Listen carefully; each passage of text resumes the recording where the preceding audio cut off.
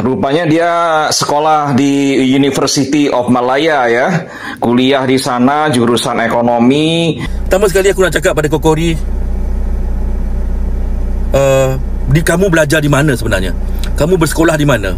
Kerana pemikiran kamu begitu dangkal, begitu pendek, begitu bodoh.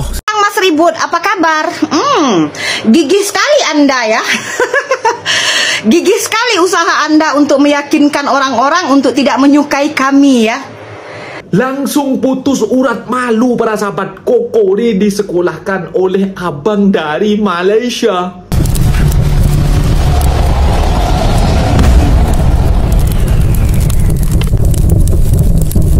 Assalamualaikum warahmatullahi wabarakatuh. Jumpa lagi para sahabat dan teman-teman dengan Mas Farhan. Gimana kabar-kabarnya? Semoga kalian semua sehat-sehat sahaja. Yang baru bergabung di videonya Mas Farhan, jangan lupa bantu sokongannya dengan like, komen, share dan subscribe-nya. Terima kasih banyak-banyak yang sudah bantu sokong di channel ini. Semoga kalian semua dimurahkan rezekinya, dipanjangkan umurnya, dijauhkan dari malak bahaya oleh Allah Subhanahu wa taala. Amin amin ya rabbal alamin. Okey para sahabat dan teman-teman, di video kali ini Mas Farhan akan ngebahas sebuah video yang sudah di-tag di TikTok Mas Farhan tentang Apek Sindo yang disekolahkan oleh abang dari Malaysia para sahabat. Ini sudah kena son, bahkan dikatakan stupid macam itu para sahabat. Karena apa para sahabat? Di sini si Apek Sindo ini nyinggol duluan, abang ini disenggol, selalu di stick macam itu, selalu di mention macam itu, dan mengatakan ini kuliah di universiti mana macam itu. Setelah dibuatkan video dan di stick dan muncul di depan kamera, Kokori langsung koyak para sahabat. Dan Mas Farhan pun menengok sebuah video yang tentang Kokori ini.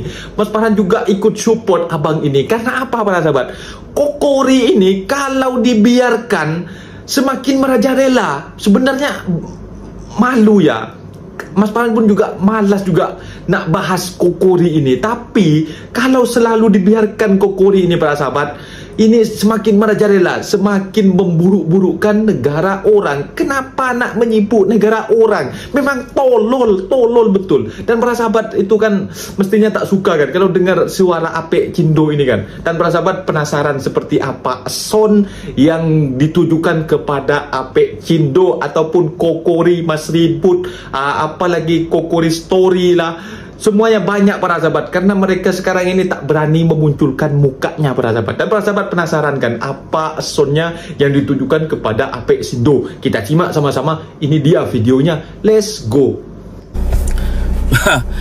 Tiba-tiba Kokori duduk tag aku lah, mention aku.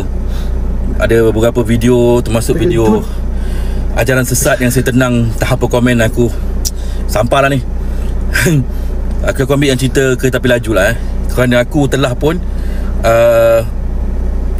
menaiki kereta api laju dari Jakarta ke Bandung. Kereta api laju yang menjadi kebanggaan Indonesia, yang Kokori pertikaikan. Katanya mengapa orang Malaysia nak membesar-besarkan cerita, konon-kononnya orang Malaysia lah pejuang kereta api laju ni. Kononnya orang Malaysia lah yang menyelamatkan kereta api laju ni daripada bankrupt dan macam-macam lah. Kenapa orang Malaysia begitu angkuh sombong mengatakan bahawa kereta api laju ni kalau tak ada orang Malaysia menaikinya, dia akan bankrupt lah. Pertama sekali aku nak cakap pada Kokori, kamu belajar di mana sebenarnya? Kamu bersekolah di mana? Kerana pemikiran kamu begitu dangkal, begitu pendek, begitu bodoh, sehingga kan perkara yang seperti ini yang tidak pernah menjadi pertikaian apapun kamu jadikan alasan ya. Pertama sekali, aku pernah menaiki kereta api laju dari Jakarta ke Bandung. Kereta api laju ni secara jujurnya, kondisinya aku naik hebat. Aku boleh bagi thumbs up, terbaik. Dari sudut lajunya ialah something, dia pun 100 km lebih je pun, tak jauh sangat. Tapi bersih, modern, kecakapannya bagus.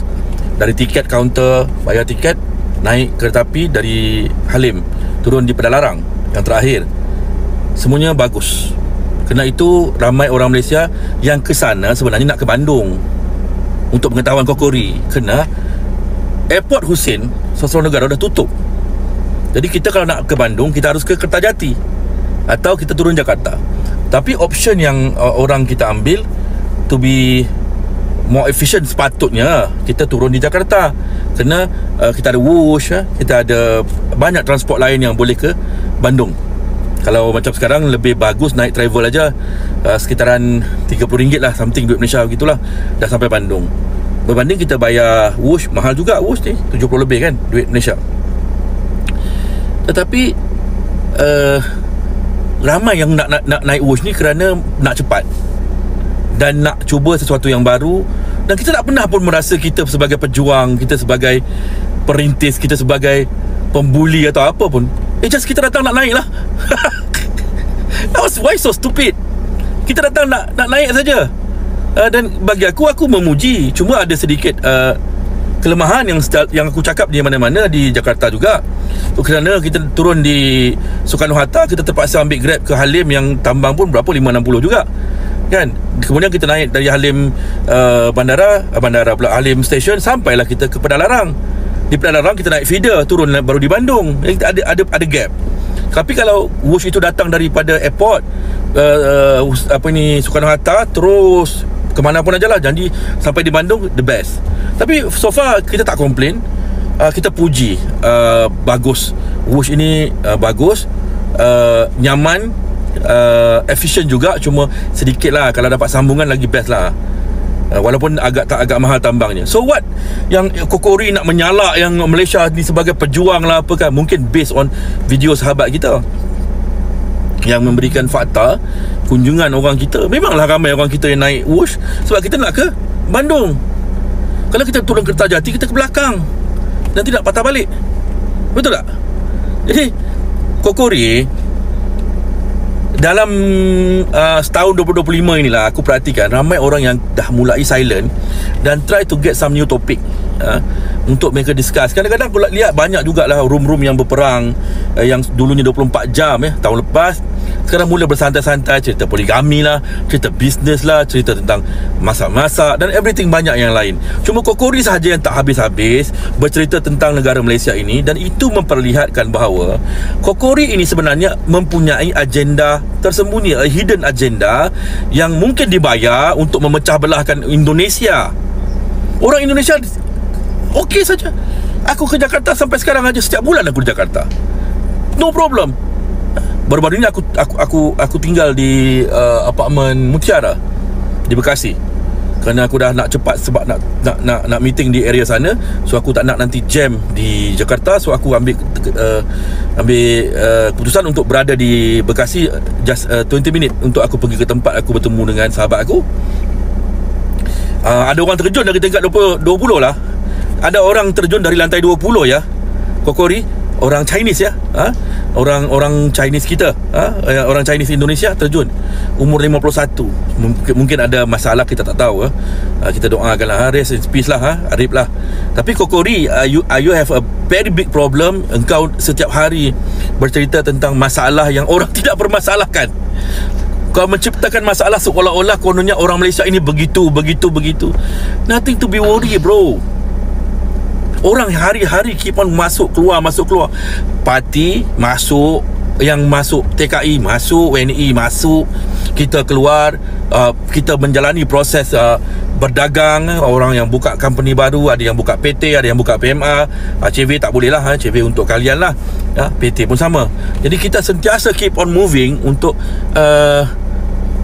hidup lah, maksudnya macam kami berdagang. So there's no problem di antara kami dan juga Indonesian, dan Indonesian juga di sini tidak ada problem dengan kami.